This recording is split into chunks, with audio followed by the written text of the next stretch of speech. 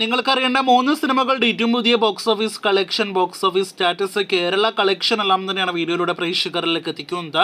ആദ്യമേ SRKയുടെ ഡങ്കിയിലേക്ക് വരികയാണെങ്കിൽ സിനിമയുടെ ഏറ്റവും പുതിയ വേൾഡ് വൈഡ് ഒഫീഷ്യൽ പോസ്റ്റർ പുറത്തു വരുമ്പോൾ 436 കോടി 40 ലക്ഷത്തിലേക്ക് രാജ്കുമാർ ഹിറാനിയുടെ SRK ചിത്രം എത്തപ്പെട്ടിരിക്കുകയാണ്. ഏറെക്കുറെ കേരള ബോക്സ് ഓഫീസിൽ ഫൈനലിലേക്ക് എത്തപ്പെട്ട സിനിമ 3 കോടി 20 ലക്ഷമാണ് കേരള ഗ്രോസ് ആയിട്ട് നേടിയെടുത്തിരിക്കുന്നത്.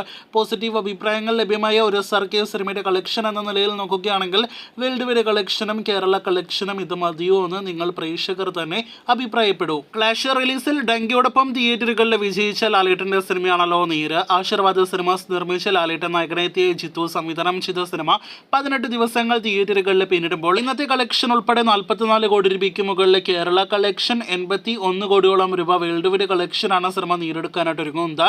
ലാലേട്ടന്റെ സമീപകാലത്തെ വലിയ വിജയം നേടിയെടുക്കുന്ന വമ്പൻ കളക്ഷൻ നേടിയെടുക്കുന്ന സിനിമ കൂടിയായിട്ട് നേരെ മാറിയിരിക്കുകയാണ്. അവസാനത്തെ റിപ്പോർട്ട് ഇന്ത്യയിൽ തന്നെ വമ്പൻ സിനിമയായ ക്രിസ്മസ് നാളുകളിൽ തിയേറ്ററുകളിലേക്ക് എത്തിയ പ്രഭാസിന്റെ സലാറിന്റേതാണ്.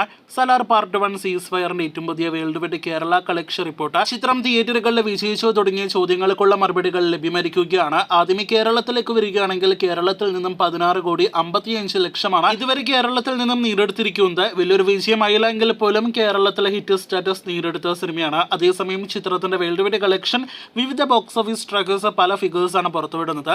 16 ദിവസങ്ങൾ കൊണ്ട് 600-670 കോടി റേഞ്ചിലാണ് പല ബോക്സ് ഓഫീസ് ട്രാക്കേഴ്സ് പുറത്തുവിടുന്ന വിവരം. എന്തായാലും 670 കോടി ആണെങ്കിൽ തന്നെ ഇനിയും സിനിമ തിയേറ്ററുകളിലെ ക്ലീൻ ഹിറ്റ് ആയിട്ടില്ല എന്നാണ് ഇപ്പോൾ പ്രേക്ഷകരെ അറിയിക്കാനായിട്ടുള്ളത്. 347 കോടി രൂപയാണ് സിനിമയുടെ വേൾഡ് വൈഡ് തിയേറ്റർ റൈറ്റ്സിന്റെ ബേസിസിൽ ബ്രേക്ക് ഈവൻ പോയിന്റ് ആയിട്ട് പറയുന്നത്.